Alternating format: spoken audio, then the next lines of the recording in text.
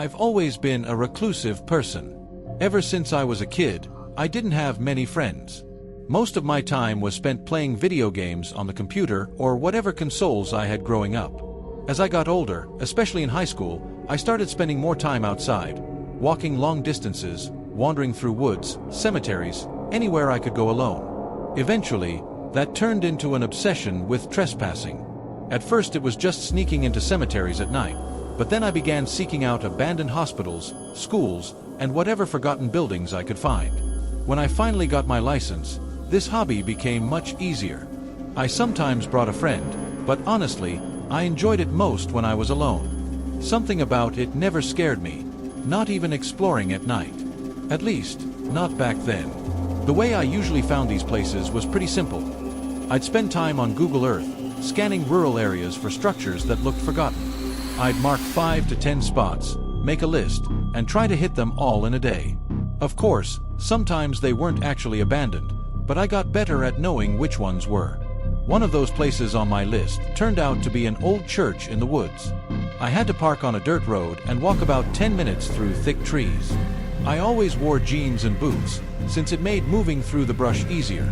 The closer I got, the more old junk I noticed, rusted garbage cans, pieces of scrap metal, until finally, I stepped into a clearing. There it was, a crumbling little church standing alone in silence, with an old stone well out front. I checked the well, expecting it to be sealed, but it wasn't. I peered down into the blackness. It was so deep I couldn't see the bottom. Then I heard it, a faint clicking sound. One click every couple of seconds, rhythmic and strange, like a stick tapping stone. It didn't sound like water droplets, and I couldn't pull myself away from listening, like I was hypnotized. Finally, I shook it off and went to the church itself. The porch groaned under my weight, and the doors were already open. Inside was everything I expected. Dust, cobwebs, broken pews, shattered stained glass. Light streamed through the cracks in beautiful, eerie patterns. I scanned the room with my flashlight, took a few pictures for my archive, then moved toward an arched doorway at the back. The hallway beyond led to old storage rooms, their doors either gone or rotting off their hinges. At the end, I saw a staircase descending into darkness. A basement. That was always the jackpot for me. Normally, this kind of discovery would have excited me, but for the first time, I hesitated. Something about that open basement door unsettled me.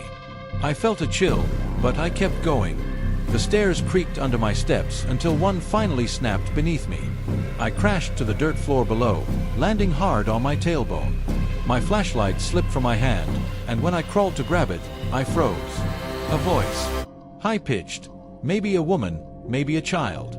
It was speaking, but the words were gibberish, except for one, hello. My heart raced as I shined the light around. The basement was mostly empty. Broken furniture, stone walls, dirt floors. Then I noticed a tunnel carved into the wall. It looked hand-dug, uneven and rough. The voice was coming from inside. Against all sense, I stepped toward it, curiosity driving me more than fear. The deeper I leaned in, the clearer it became. Gibberish. Hello. Then silence. And then the clicking began again. The same rhythm I heard at the well. One click every 2 seconds, echoing through the tunnel, getting louder, closer. My flashlight flickered and I smacked it, the sound echoing sharply, and the voice responded again, louder this time. That was enough. My chest tightened, my heartbeat thundered, and I turned to run. I scrambled back up the broken stairs, pulling myself up by the railing, not even bothering with the flashlight I dropped. I burst back into the church, through the hallway, and out the doors. I ran past the well, stopping only for a second. Silence. No clicks, no voice. Not even birdsong. The woods were completely still. I looked down one last time into the bottomless dark of the well, then bolted through the trees to my car. I drove home without music, without a word, just silence. I skipped the rest of the locations on my list that day. I couldn't shake the feeling of what I had heard. I told myself maybe it was just some kids trying to scare people, but deep down, I knew that didn't make sense. That was one of the few times my obsession with abandoned places actually scared me. And for a while after that, I stopped exploring altogether.